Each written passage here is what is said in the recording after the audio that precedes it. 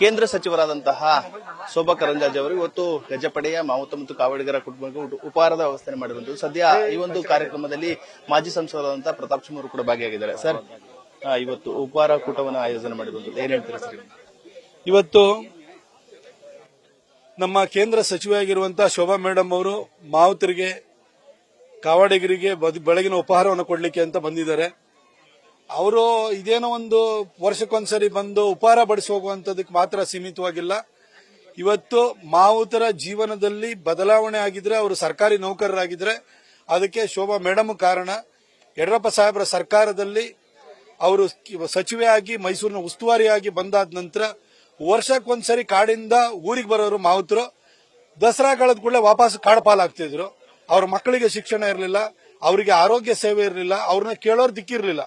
ಅಂತವ್ರ ಬಗ್ಗೆ ಅಂತಃಕರಣವನ್ನು ಇಟ್ಕೊಂಡು ಯಡಿಯೂರಪ್ಪ ಸಾಹೇಬ್ರನ್ನ ಕನ್ವಿನ್ಸ್ ಮಾಡಿ ಅವರನ್ನ ಸರ್ಕಾರಿ ಉದ್ಯೋಗಿಗಳಾಗಿ ಮಾಡಿ ಅವರಿಗೆಲ್ಲಾ ಸವಲತ್ತು ಬರುವಂಗೆ ಮಾಡಿದಂತವರು ಶೋಭಾ ಮೇಡಮ್ ಅವರು. ಅಲ್ಲಿಂದ ಇದುವರೆಗೂ ಕೂಡ ಕಳೆದ ಒಂದು 17 ವರ್ಷದಿಂದಲೂ ಮೈಸೂರಿಗೆ ದಸರಾ ಟೈಮಲ್ಲಿ ಬಂದು ಅವರ ಯೋಗಕ್ಷೇಮವನ್ನು ವಿಚಾರಿಸಿ ಅವ್ರಿಗೆ ಜೊತೆಗೆ ಬೆಳಗಿನ ಉಪಹಾರವನ್ನು ಮಾಡಿ ಅವ್ರು ಹೇಳ್ತಿದ್ದಾರೆ. ಇದು ನಮ್ಮ ಮಾವುತರ ಬಗ್ಗೆ ಶೋಭಾ ಮೇಡಮ್ ಇಟ್ಕೊಂಡಿರುವಂತಹ ಅಂತಃಕರಣದ ದ್ಯೋತಕವಾಗಿದೆ ಅಂತ ಹೇಳಿ ಬಯಸ್ತೀನಿ. ಅಧಿಕಾರದಲ್ಲಿರುವ ತನಕ ಮಾತ್ರ ಒಂದು ಆ ಜನಗಳ ನಡುವೆ ಇರ್ತಾರೆ ಸರ್, ಅಂತ ನೋಡಿ ಇವರ ಶೋಭಾ ಕರಂದ್ಲಾಜೆ ನಡೆಯಬೇಕು. ಮೇಡಮ್ ಹಿಂದೆ ಗ್ರಾಮೀಣಾಭಿವೃದ್ಧಿ ಖಾತೆ ಸಚಿವೆಯಾಗಿದ್ದಾಗ್ಲೂ ಕೂಡ ಒಳ್ಳೆ ಕೆಲಸವನ್ನು ಮಾಡಿದ್ರು. ಇಂಧನ ಖಾತೆ ಸಚಿವೆಯಾಗಿದ್ದಾಗಲೂ ಒಳ್ಳೆ ಕೆಲಸವನ್ನು ಮಾಡಿದಂತರು. ಮೈಸೂರಿನ ಉಸ್ತುವಾರಿ ಸಚಿವರಾಗಿ ಬಂದಾದ ನಂತರ ದಸರಾವನ್ನು ಅದ್ಭುತವಾಗಿ ಮಾಡಿದ್ ಮಾತ್ರ ಅಲ್ಲ, ಇಲ್ಲಿರುವಂತಹ ಮಾವುತರ ಬಗ್ಗೆನೂ ಕೂಡ ಯೋಚನೆಯನ್ನು ಮಾಡಿ ಅವ್ರ ಬಗ್ಗೆ ಕಾಳಜಿಯನ್ನು ವಹಿಸಿ ಶಾಶ್ವತವಾಗಿ ಮಾವುತರು ಶೋಭಾ ಮೇಡಮ್ ನೆನಪು ಮಾಡಿಕೊಳ್ಬೇಕು ಅಂತ ಒಂದು ಕೆಲಸವನ್ನು ಮಾಡಿದ್ದಾರೆ.